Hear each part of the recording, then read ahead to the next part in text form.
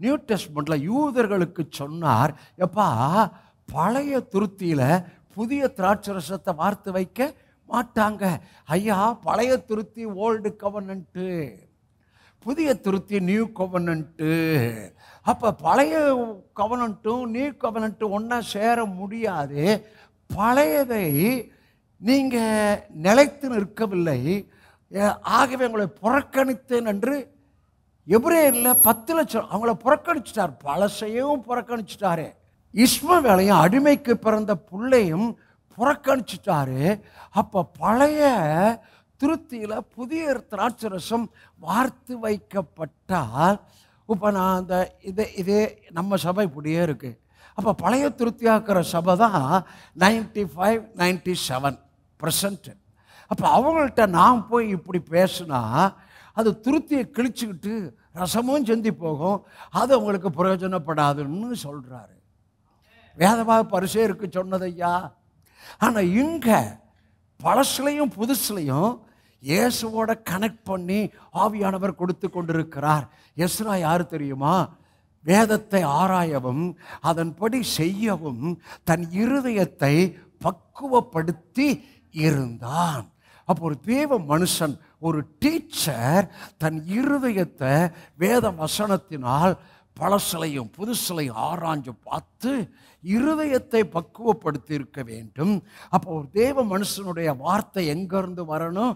இருதயத்திலிருந்து அல்லது ஆவியிலிருந்து.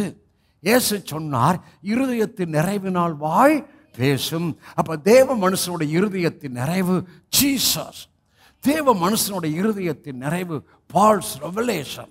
தேவனுடைய மனுஷனுடைய இருதயத்தின் நினைவு ஓட்டில என்டில இருக்கிற இயேசு கிறிஸ்துவை சபை மக்களுக்கு கொடுக்கும் போது அந்த சபை மக்கள் ஆவியிலே பலன் அடைகிறார்கள், உள்ளான மனுஷனில் பலன் அடைகிறார்கள்.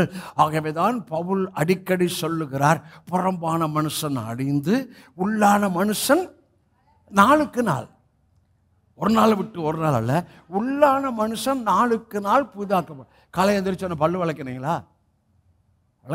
எந்திரிச்சோன்னே ஃபஸ்ட்டு அதானே பண்ணுறோம், ஃபஸ்ட்டு அதாங்க. அப்போ காலையில் எந்திரிச்சோன்னே சில வேலைகள்லாம் இருக்கு இல்லையா, அதை சரி இன்னைக்கு பல்லு வளக்கிட்டோம், நாளைக்கு ஒரு நாள் வாடான்னு விட்டீங்களா? என்னப்பா இன்னைக்கு குளிச்சிட்டோம் நாளைக்கு குளிக்க வாடான்னு விட்டீங்களா? சரி சரி எனக்கு சோம்பேறித்தனமாக இருக்கு, நேற்று பார்த்தா ட்ரெஸ்ஸை நான் போட்டுக்கிறேன் அப்படி நான் போகிறேங்க. ஐயா, நாளுக்கு நாள் நம்ம கிறிஸ்துவோடு உறவுள்ள டாடி கார்டுடைய உறவுள்ள நாள் எவ்ரிடே காலைதோறும் உடைய கிருபையால் திருப்தியாக்கும் என்று வேதம் சொல்வது உண்டென்றால், நாளுக்கு நாள் புறம்பான மனுஷன் அழிந்து உள்ளான மனுஷன் நாளுக்கு நாள் புதிதாக்கப்பட வேண்டும். அது புதிதாக்குதலுடைய காரியம் உங்கள் காரியம். நீங்கள் தேவனோட உள்ள உறவின் காரியத்தில், நீங்கள் தேவனை புரிந்து கொள்ளுகிற காரியத்தில், இங்கே பேசுகிற காரியம் உங்களுக்கு புரிய வைக்கப்பட்டு கொண்டே இருக்கிறது. புரிந்தால் மட்டும் போதாது, நாளுக்கு நாள் இந்த புரிந்த வெளிச்சத்தை, இந்த புரிந்த இந்த வெளிப்பாடுகளை நீங்கள் ஒவ்வொரு நாளும் சொல்லணும், ஒவ்வொரு நாளும் அறிக்கை செய்யணும்.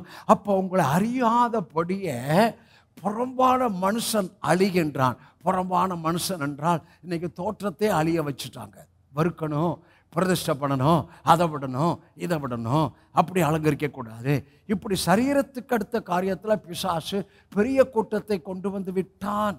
இல்லை, ஆவி சொல்லுங்க, ஆவி சொல்லுங்க, உள்ளான மனுஷன். ஆவியும் உள்ளான மனுஷன் தாங்க எங்கே ஸ்ட்ராங்காக இருக்கோ அவங்க ஆரோக்கியமாக இருப்பாங்க, சுகமாக இருப்பாங்க, பயப்பட மாட்டாங்க. அவங்க விசுவாசத்தில் பிசாசை எதிர்த்து நிற்கக்கூடிய திராணி உள்ளவர்களாய் இருக்கிறார்கள்.